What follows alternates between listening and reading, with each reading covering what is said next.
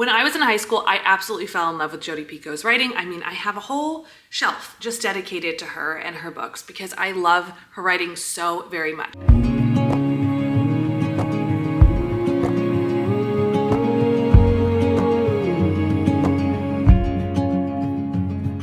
We are back for another Christian review of regular books, and today we are discussing Mercy by Jodi Picoult. For those of you who haven't seen one of these videos before, here's how it's going to go down. First, I do my regular review, what I personally thought of the book, my rating, all that sort of things, but then I get into my Christian review, and that's where we go over the basic pieces of a book that may or may not have a fellow believer or anyone wanting to read it. Now, I give all my information about these reviews and any caveats at the video that's pinned at the top of the playlist, or it should be here somewhere.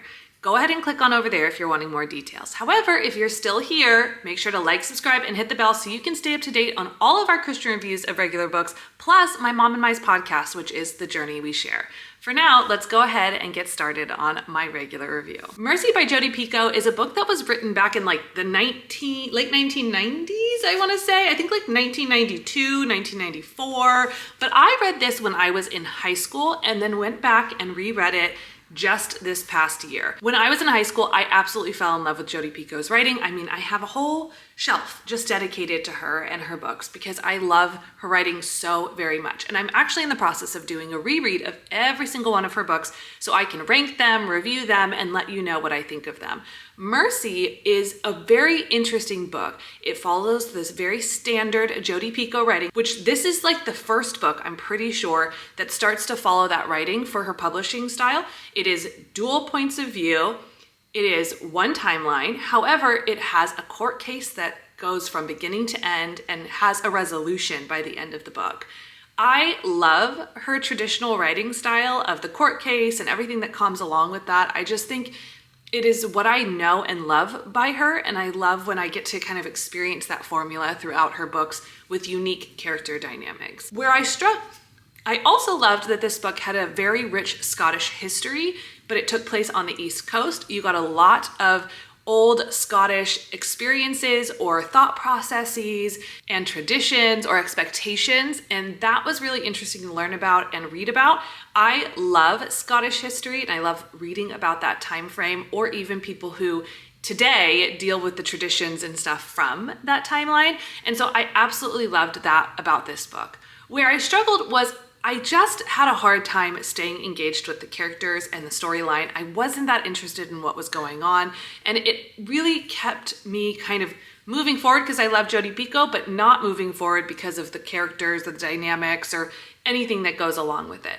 Ultimately, I rated it 3 stars, still fantastic. And both in my original read and my reread, I rated it 3 stars. Before we go on to my Christian review, I just wanted to remind you that if you want to follow me on Goodreads, Instagram, TikTok, or YouTube, all the links are down below. There you will find more of my day-to-day reading journey, what I'm reading and rating, and just life in general.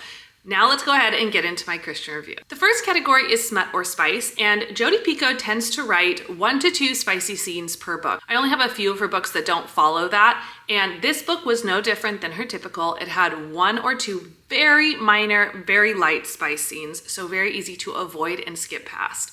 The second category is explicit language, and there's really not much to write home about. Truly, that's not much of Jodi Picoult's style unless she's writing a character that does so, and this book didn't really have any of that.